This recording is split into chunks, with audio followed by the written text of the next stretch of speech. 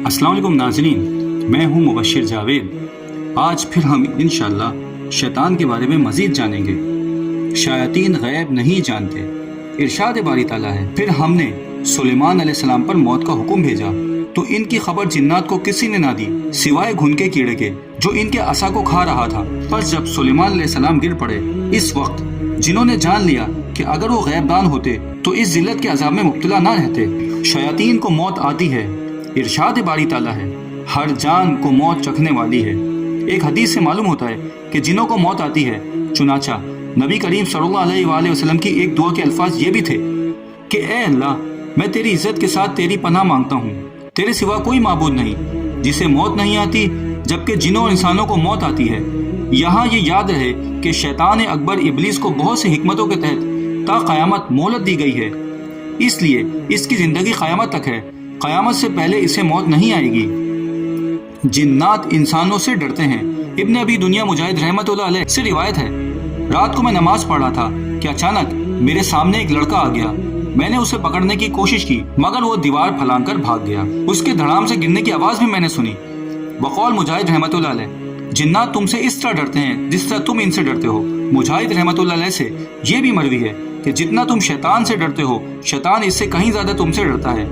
अगर तुम इससे डर गए तो तुमको डराता रहेगा, लेकिन तुमने सख्ती से इसका मुकाबला किया तो वो भाग जाएगा। जिन्नात इंसानों से हसद करते हैं।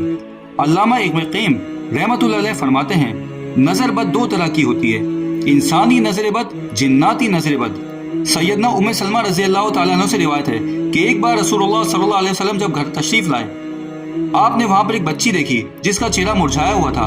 आप सल्लल्लाहु अलैहि वसल्लम ने फरमाया, इसको दम करो क्योंकि इसे नजर लग गई है। सैयदना अबू सईद खिजरी रज़ी अल्लाह तआला अन्हु से रिवायत है कि रसूलुल्लाह सल्लल्लाहु अलैहि वसल्लम इंसानी और जिन्नाती नजर से पनाह मांगा करते थे, लेकिन जब सूरह फलक और सूरह नास नाजिल हो गई तो सिर्फ इन्हीं को पढ़ा करते थे और बाकी चीजें छोड़ दी। इन अहादीस से वाज़ेह होता है कि जिन्नात इंसानों से हसद करते हैं। जिन्नात से मदद तलब करना शिर्क है। जादूगरी और कहानत की बुनियाद ही शैतानी इमदाद पर मुनहसर है, बल्कि शैतान इस वक्त तक किसी इंसान की मदद करने पर आमादा ही नहीं होता जब तक वो शिर्क ना कर ले, ज़बानी हो या अमली। और जो जादूगर शिर्क में आगे बढ़ता है, वैसे वैसे शैतान इसकी चाकरी और खिदमत बजा लाने में इजाफा करता जाएगा। और जो ही जादूगर और काहिन शिर्क में कमजोर होंगे, शैतान इनकी खिदमत से जी छुड़ाएगा। और अगर एड़ी चोटी का जोर लगाकर भी जादूगर शैतान को हुक्म देगा, फिर भी वो टाल मटोल से काम ही लेगा।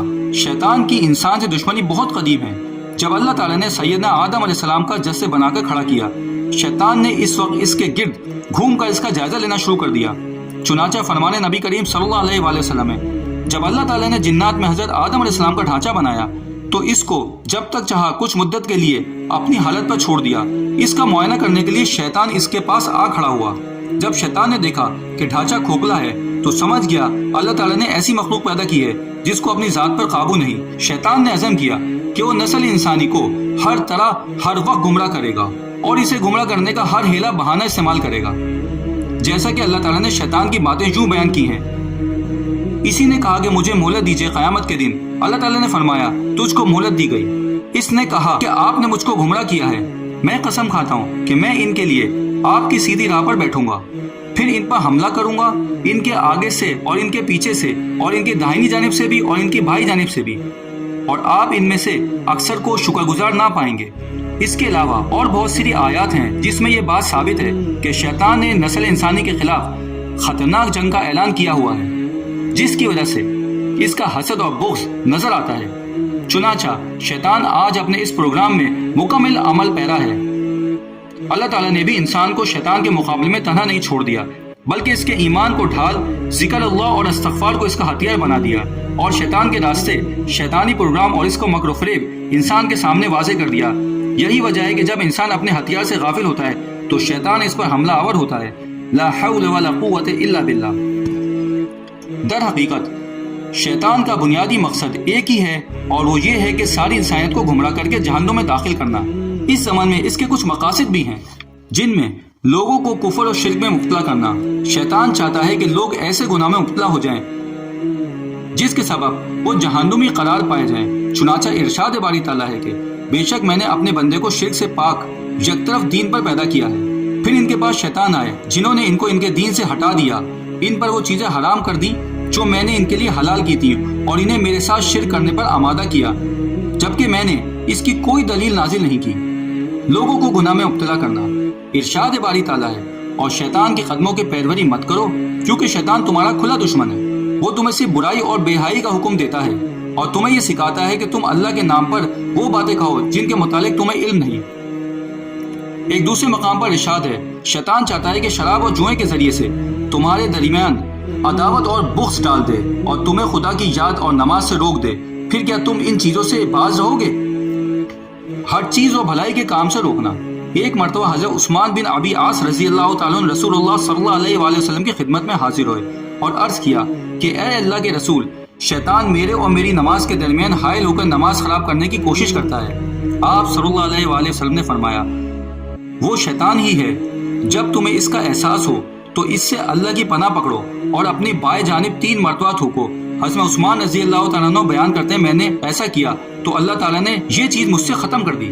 سبزہ بن ابو وفا کی روایت میں ہے کہ رسول اللہ صلی اللہ علیہ وآلہ وسلم نے فرمایا، بلا شبہ شیطان ابن آدم کے لیے اللہ کے راستوں پر بیٹھ گیا۔ مثلاً وہ اسلام کے راستے میں بیٹھ جاتا ہے اور ابن آدم سے کہتا ہے کہ تو اسلام قبول کر کے اپنے اور اپنے آباء و اجداد کے دین اور اپنے باپ دادا کے آباء و اجداد کے دین کو چھوڑ رہا ہے، مگر ابن آدم اس کی نافرمانی کرتے ہوئے اسلام کو اختیار کر لیتا ہے۔ پھر اس طرح شیطان راہ ہجرت پر بیٹھ جاتا ہے اور مسلمانوں سے کہتا ہے، کیا تو ہجرت کر کے اپنی زمین اور اپنے آسمان کو چھوڑ رہا ہے؟ مہاجر کی مثال تو اس گھوڑے کی رسی کی سی ہے جس کی رسی کو دراز کر دیا گیا ہے، مگر مومن شیطان کی نافرمانی کر کے ہجرت کر لیتا ہے۔ پھر وہ مومن کے لیے راہ جہاد پر بیٹھ جاتا ہے اور اس سے کہتا ہے، یہ تو بس نفس و مال کی مشقت ہے، چنانچہ تو جنگ کرے گا تو مارا جائے گا، تیری بیوی کسی کوئی اور نکاح کر لے گا، تیرا مال تقسیم کر دیا جائے گا۔ مگر مرد مومن شیطان کی نافرمانی کرتے ہوئے جہاد کرتا ہے۔ رسول اللہ صلی اللہ علیہ وآلہ وسلم نے فرمایا، جو مسلمان یہ کام کرتے ہوئے فوت ہو جائے تو اللہ تعالیٰ پہ یہ حق ہے کہ اسے جنت میں داخل کر دے گا۔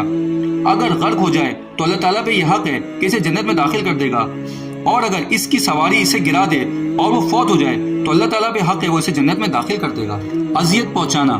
شیطان لوگوں کو گمراہ کرنے کے ساتھ ساتھ انہیں مختلف قسم کی اذیتوں اور تکالیف میں بھی مبتلا کرنے کی کوشش کرتا ہے، جیسا کہ گھروں میں آگ لگانا، آسیب زدگی، طاعون اور استحاضہ کی بیماری میں مبتلا کرنا، برے خواب دکھلانا اور موت کے وقت انسان کو خپتی بنانا وغیرہ۔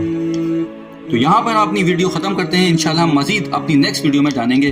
تب تک لیے مجھے اجازت دیجیے۔ السلام علیکم ورحمۃ اللہ۔